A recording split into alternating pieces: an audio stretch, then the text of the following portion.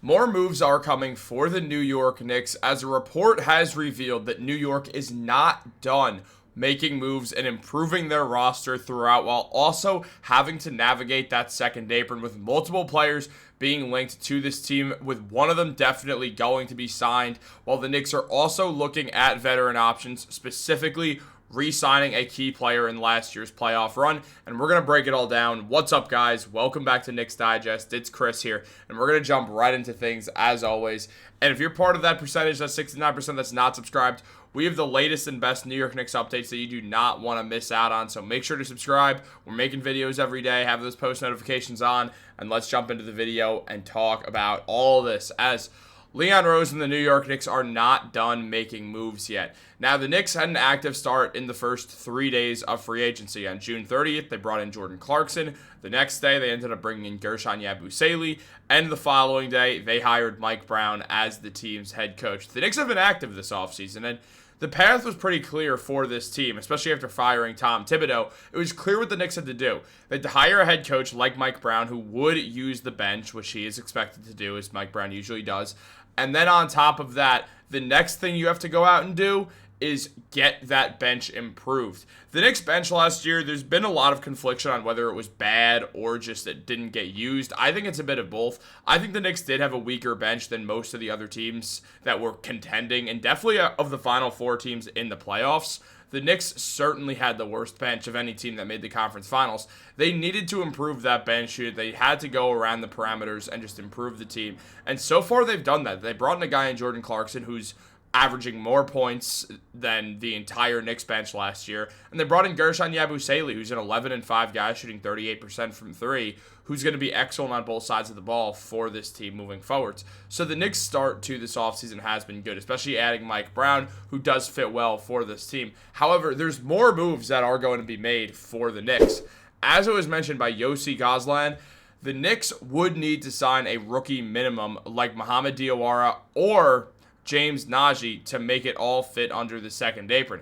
They would be $36,000 above it. They may need Yabusele to take a little bit less than the full max mid-level exception.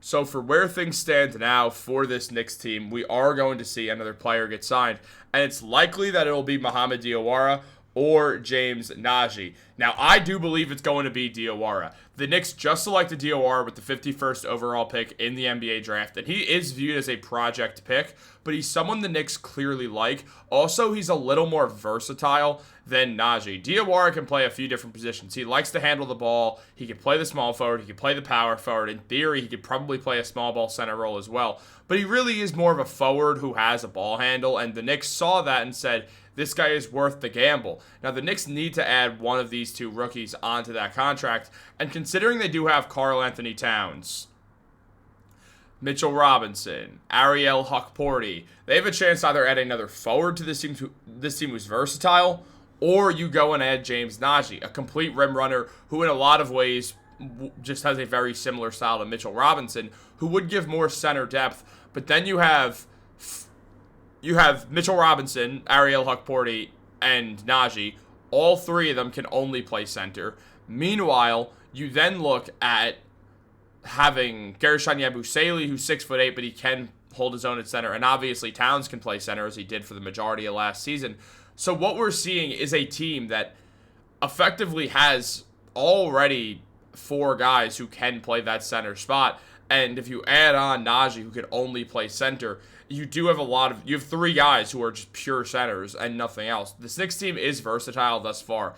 Out of the top 9 on this team right now that have been acquired and all that, what we have is Jalen Brunson, who really can only play point guard, but can also kind of play that shooting guard role off the ball if he is allowed to, but usually they don't have the ball handlers to do so. Jordan Clarkson kind of changes that. But Brunson's going to only be a point guard. He's Jalen Brunson. You have Mikal Bridges, who could play effectively any wing position, and he could be a power forward if you really need him to. You have OG Anunoby, same thing as Mikal, can really play any of the three positions that are not point guard or center. And OG also guards centers anyway sometimes.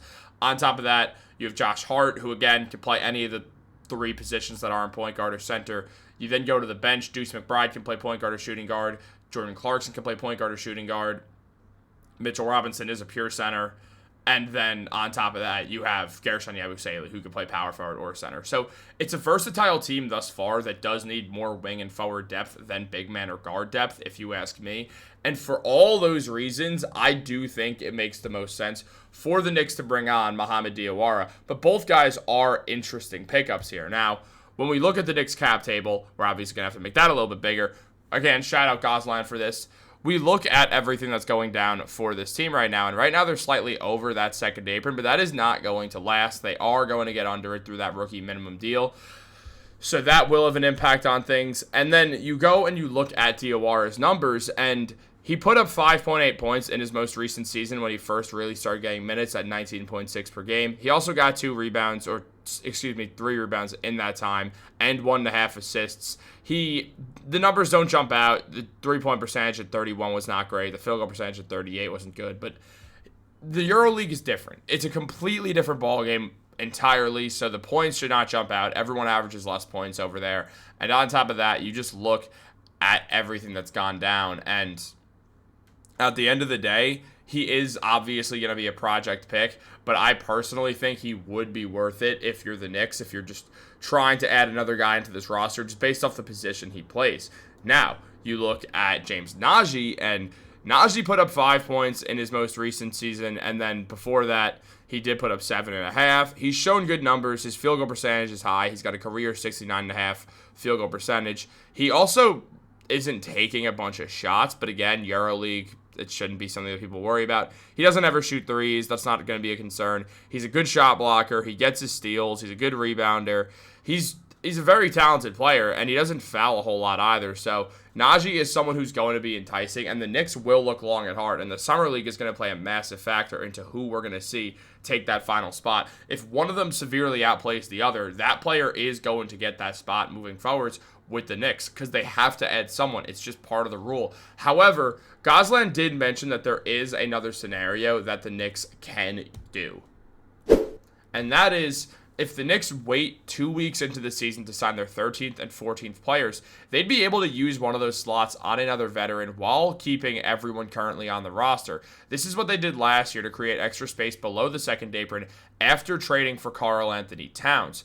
Now, effectively, if you need to know all the intricacies of this, you go and watch Yossi Goslan on YouTube. You look at his Twitter, because I'm not going to be able to explain all the rules to you, but for just a quick little update, effectively what happens is as the time goes on, once you're 2 weeks into the season, the cap situation changes and you're paying a little bit less money to these guys, so it's kind of easier, and there's some exceptions in the rule. The NBA salary cap is so complicated that NBA front offices hire people to just be salary cap specialists. It's what Brock Aller does for the Knicks, and he's widely regarded as the best at it. But I'm telling you right now, Leon Rose does not know every single rule of the salary cap thing. You hire an entire person, usually someone with a background in accounting, to do that and learn all the rules in regards to this. So what I'm telling you right now without saying it is I don't know all the rules to this. I have a good grasp on it, but I do not know everything that goes down with this. However, I can tell you for a fact, if you wait, you can get guys on contracts that will prevent the Knicks. And the reason that I know this is because I did this last year covering this after Karl-Anthony Towns got traded. So what we're going to see is the Knicks likely hold off on signing people. And yeah, that might mean they lose out on a free agent or two, but at the same time, they can't go into that second apron right now. And shout out to Goslan for this and his YouTube channel, The Third Apron, or his podcast, The Third Apron, and he's the one who posted this on Twitter. I want to give him all the credit in the world. And right now, the Knicks have 12 of 15 players rostered. Their total salaries are $204.3 million. Their luxury tax space is negative $16.4 million, so they're 16.4 over the luxury tax. I'm going to start saying it like that.